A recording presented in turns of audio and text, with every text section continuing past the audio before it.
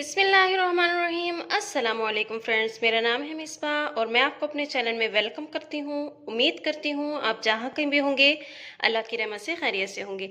जी तो फ्रेंड्स, आज मैं आपको एक कमाल की जो रेसिपी शेयर करने वाली हूँ वो है बिस्किट।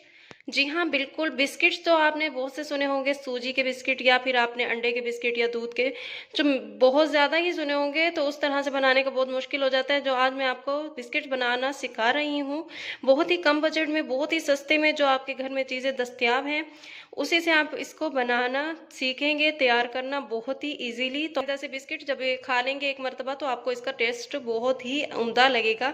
जी हाँ बिल्कुल, यहाँ पर मैंने गंदम का आटा ले लिया है। हम यहाँ आटे से बिस्किट बनाना तैयार करेंगे। आज बहुत ही कमाल की रेसिपी है। तो चलिए शुरू करते हैं। वीडियो में आगे बढ़ने से पहले अगर आप मेरे चैनल पर नए हैं तो प्लीज़ मेरे चैनल को सब्सक्राइब कर दें, बेल आइकन को प्रेस कर कर घंटी को ऑल पर क्लिक कर दें ताकि आपको मेरी हर आने वाली नई वीडियो सबसे पहले बआसानी मिल सके। जी तो नाजरीन, सबसे पहले हमने क्या करना है, एक प्याली, इसी साइज़ की एक प्याली हमने ली है यहाँ पर आटे की, और इसकी चौथाई हिस्सा हमने चीनी का लिया है। फुल कटोरी नहीं भरी, आटे की फुल कटोरी थी और चीनी की चौथाई हिस्सा।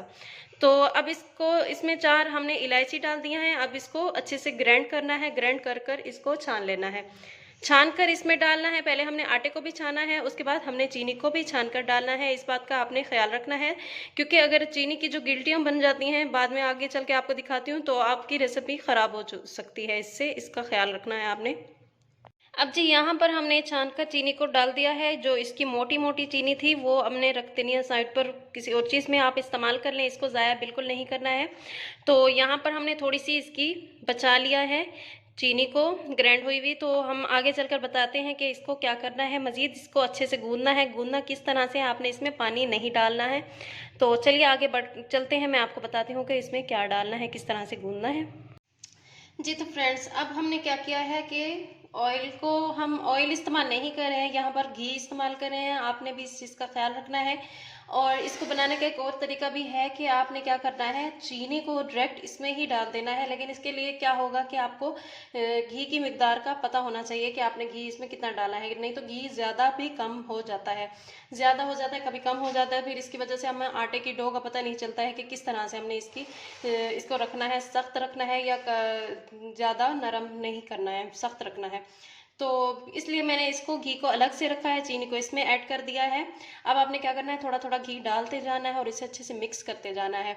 बस आपने क्या करना है, थोड़ा थोड़ा ही डालना है, ज़्यादा से एकदम से नहीं डाल देना है कि फिर ये आपको पतला हो जाएगा। अगर पतला हो जाता है तो उसके लिए भी आपके पास ट्रिक है कि चीनी थोड़ी सी और ऐड कर दें, मज़ीद आप आटा भी मिकदार बढ़ा दें, तो उसके लिए आपको परेशान होने की ज़रूरत नहीं है। तो आप उसकी मिकदार बढ़ा सकते हैं। तो आपने क्या करना है, थोड़ा सा घी डाल देना है इस तरह से और इसे अच्छे से मिक्स करते जाना है। अब देखते हैं कुछ इस तरह से, ये इस तरह से थोड़ा थोड़ा डालते जाएं और मिक्स करते जाएं। आपने परेशान नहीं होना है कि किस तरह से गुठलियाँ बन गई हैं। ये बनकर थोड़ी सी देर के अंदर ही तैयार हो जाएगी डो इसकी। तो हमने जब जितना डाल दिया है, अब इसे अच्छे से मिक्स करते हैं। मज़ीद आगे अगर देखेंगे कि इसकी डो किस तरह से तैयार होगी, तो उसके अंदर अगर मज़ीद हमें घी की ज़रूरत पड़ेगी तो हमने डालना है, नहीं तो नहीं डालना है। एकदम से आपने इस चीज़ का ख्याल रखना है, नहीं डालना। अब आप सोच रहे होंगे इसको बनाने के लिए हमें अवन की ज़रूरत पड़ेगी या फिर हम क्या करें, महंगे महंगे अवन तो हम अफोर्ड नहीं कर सकते। कुछ लोगों के पास होते हैं अवन, कुछ लोगों के पास नहीं होते हैं। तो उसके लिए आपको क्या चाहिए, तो आगे चलकर मैं आपको वो भी तरीका बता देती हूँ कि किस तरह से आपने इसको बनाना है। चूल्हे पर ही, देगची में ही किस तरह से आप इसको बनाकर तैयार कर सकते हैं। जी हाँ बिल्कुल, देख सकते हैं आप इसको, ये कुछ इस तरह से ही हमें चाहिए था कि देखें हम इसको दबा रहे हैं और ये बिल्कुल दब चुका है। बस ज़ोर से दबाना है और इसको देखें, ये हमें इस तरह से ही डो इसकी बनानी है आटे की। तो इसी तरह से ही हमने इसको गूंना था। अच्छे से मिक्स कर लें ताकि कहीं खुश्क आटा रह ना जाए। और ये जी हमारे बिस्किट का आटा बनकर तैयार हो चुका है। सिर्फ थोड़ी सी देर ही आपको मेहनत करनी पड़ती है और बहुत से ढेरों से बिस्किट बनकर तैयार हो जाते हैं। आप खुश हो जाएंगे, आपके बच्चे भी खुश हो जाएंगे इसको देख कर के। आज से पहले आपने कहीं इसका जायका इस तरह से टेस्ट नहीं किया होगा जो आज मैं आपको बताने लगी हूँ जी। तो आटा बनकर तैयार हो चुका है आपने, या फिर आप कोई सिल्वर बर्तन ले लें जो आप इस्तेमाल करते हैं। आप इसके लिए आपको कोई अलग से बर्तन लेने की ज़रूरत नहीं है। तो जी, तो ये बन गया है, इसकी गोल सी शेप कर देनी है आपने। अब इसको हमने जो डिज़ाइन इसके ऊपर बनाना है वो डिज़ाइन भी बनाकर दिखाती हूँ मैं आपको किस तरह से आपने इसके ऊपर डिज़ाइन बनाना है। इस तरह से करके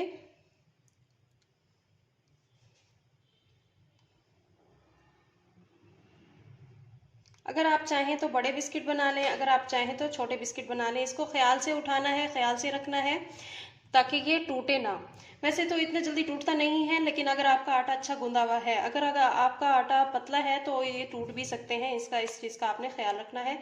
तो हम इसको 2 डिज़ाइन से बनाएंगे। मज़ीद तो बना सकते हैं बहुत अच्छे डिज़ाइन, लेकिन कम टाइम में आपको जो अच्छे से डिज़ाइन बनाना सिखा रही हूँ। इसकी साइडें ख़राब होंगी, आपने इसकी परवाह नहीं करनी है कि किस तरह से साइडें टूट रही हैं। तो हम आपको एक और बिस्किट बनाना सिखाएंगे, चौरस। तो जी हाँ, बिल्कुल चौरस भी होते हैं बेकरी पे। वो कोई डिज़ाइन बनाने की कोई टेक्निक नहीं होती है, बस एक दिमाग लगाना चाहिए आपको अच्छे से।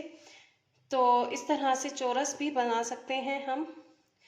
तो ये आप पर है, ये आप किस तरह से इसका डिज़ाइन बनाना चाहते हैं। देखें किस तरह से ये चौरस बनकर तैयार हो चुका है। इसके डिज़ाइन के लिए हमें बस ये इतना